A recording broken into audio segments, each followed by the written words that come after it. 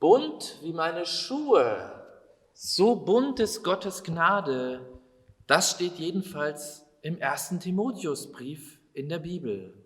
Und so bunt wie Gottes Gnade, so bunt ist auch die Musik. Um Gott und um die Musik geht es heute in unserer Freitagsandacht. Herzlich willkommen und schön, dass ihr und dass Sie dabei sind. Singen bringt deine Seele zum Klingen.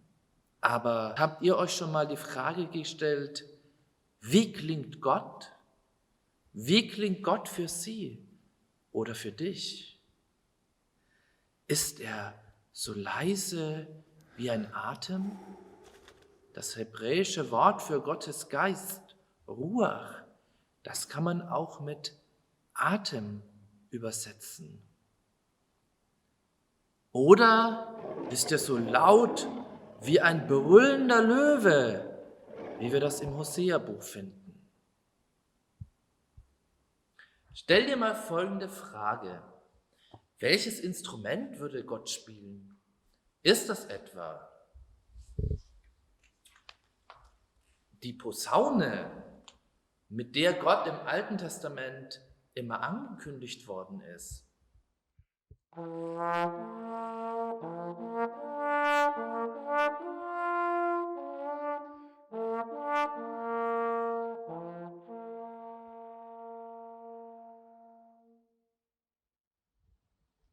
Oder die Orgel, die Königin der Instrumente.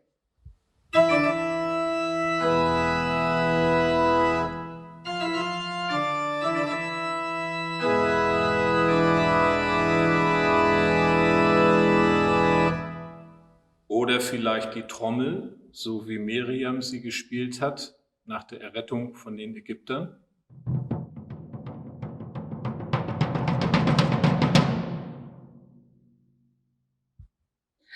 Oder vielleicht ein ganz anderes Instrument.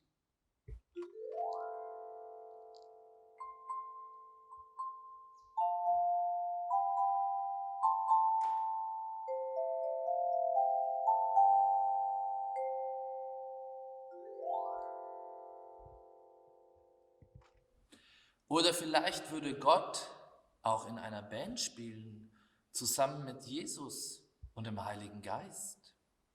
Welche Lieder würden sie dann spielen? Fröhliches?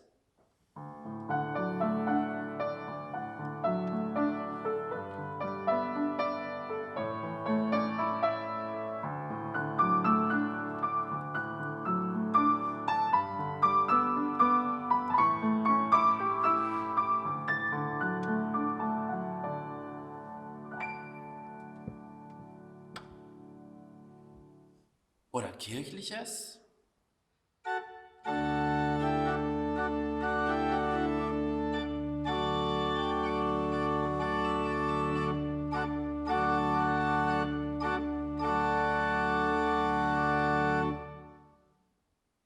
Oder vielleicht würden sie einfach deine Lieblingslieder, deine Lieblingssongs spielen.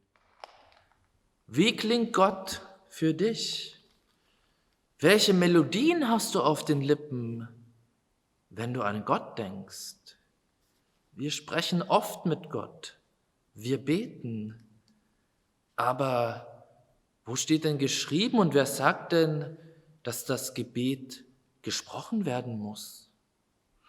Warum nicht singend beten oder betend singen? Morgens unter der Dusche beispielsweise, da ist es noch erlaubt.